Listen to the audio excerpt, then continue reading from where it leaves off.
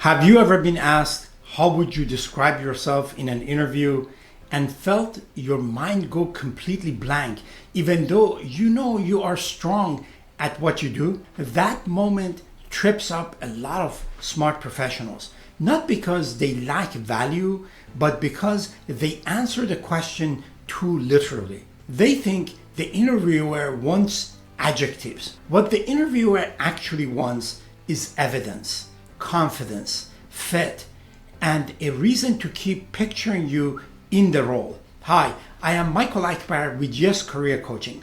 In this video, you will learn how to answer how do you describe yourself in an interview in a way that sounds natural, feels credible, and helps move the conversation forward towards an offer. And if you want expert help, not only getting interviews, but using our Yes Interview Aikido approach to influence the interview, handle difficult questions, and position yourself as the strongest choice, schedule a consultation with Yes Career Coaching through the link below. Now, here's the first big shift. This question is not really about self-description. It is about professional positioning. The interviewer is not asking for a random personality sketch. They are trying to understand three things. Do you know your value? Can you communicate it clearly? And does the version of you they are hearing match what they need? Means the wrong answer is usually a list of generic traits like hardworking, dedicated, people person, or team player. Almost everyone says those. They do not differentiate you.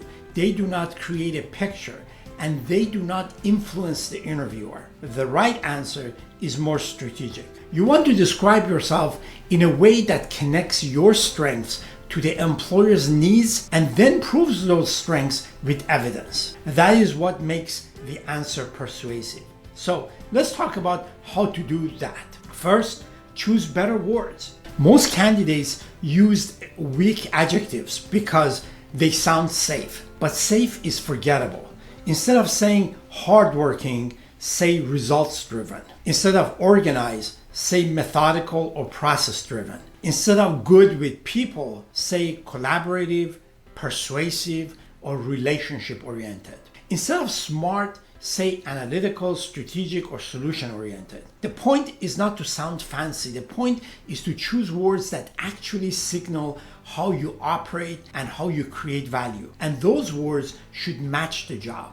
If the role needs someone who can handle ambiguity, adaptable and proactive may be stronger. If the role is high stakes and detail heavy, meticulous and disciplined may land better. If the role depends on stakeholder management, collaborative and influential may be strong choices. So before the interview, study the job description and ask yourself, what 2 or 3 traits would make someone especially effective in this role? Then choose words that position you in that direction. But do not stop there.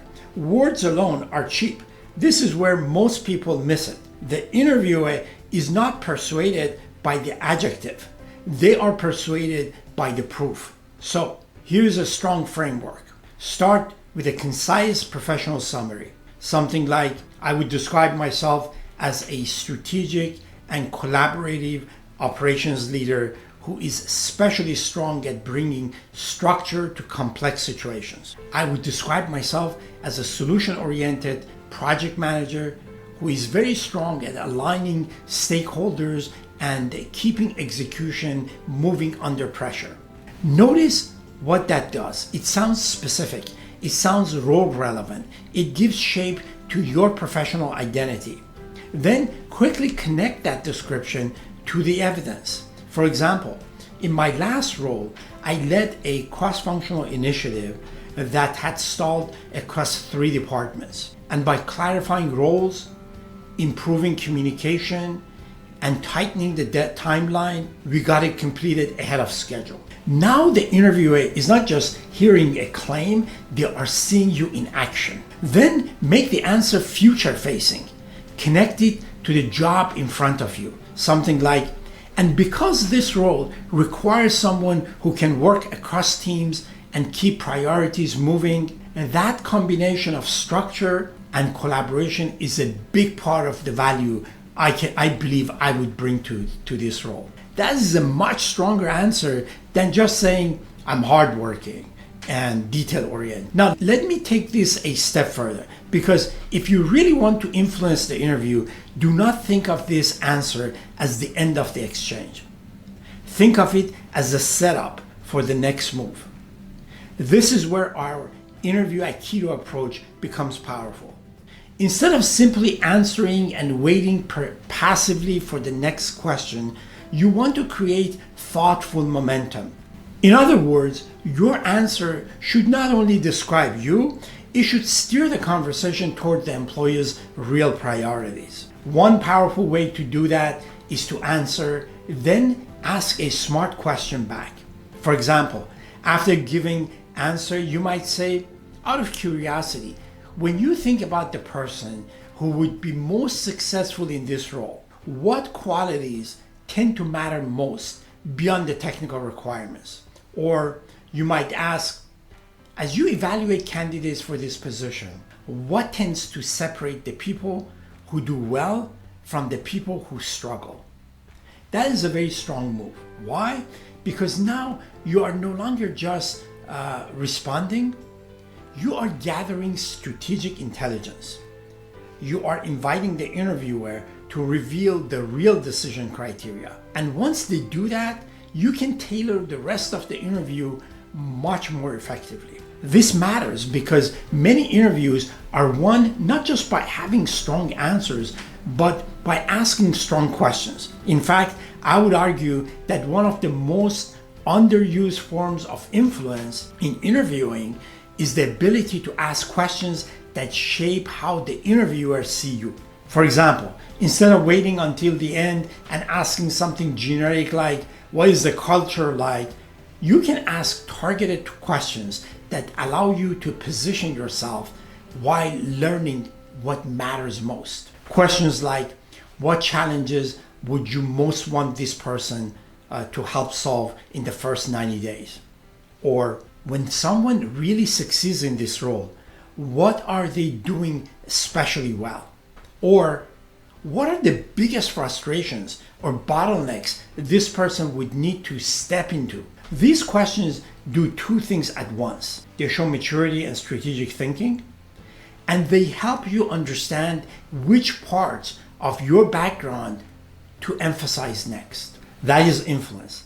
That is how you stop treating the interview like an interrogation and start treating it like a strategic conversation. Now, back to the self-description question.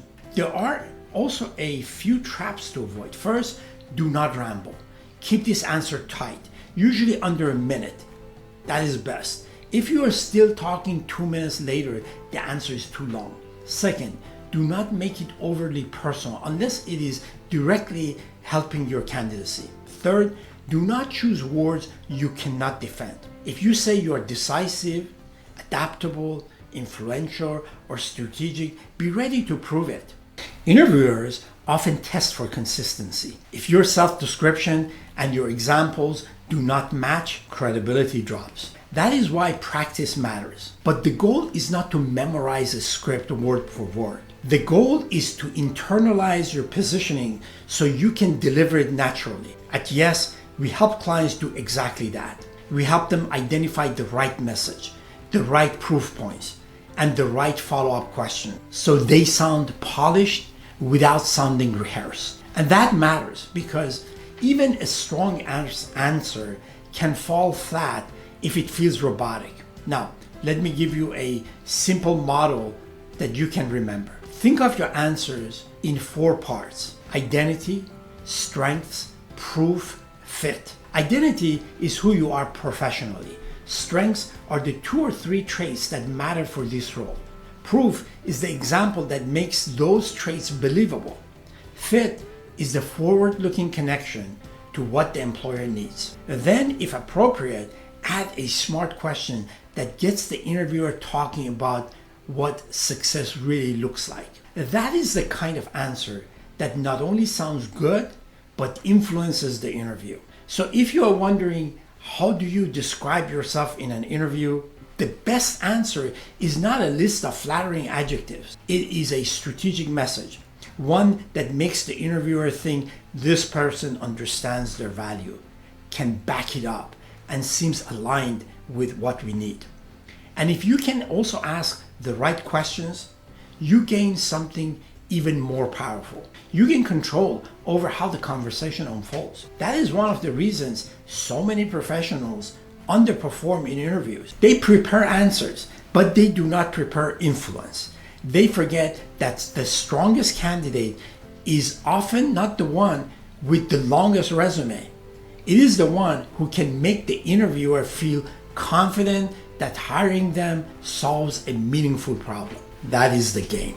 And that is exactly what we help people do at Yes Career Coaching. So if you want help crafting stronger answers, asking smarter questions, and using our Yes Interview Aikido framework to turn interviews into offers, schedule a consultation with us through the link in the description. We can help you sharpen your positioning, strengthen your interview performance, and make a much stronger impression where it counts most. And if this video helped you, subscribe for more practical strategies on interviews, career growth, and landing the right opportunity faster. Thanks for watching, and I will see you in the next video.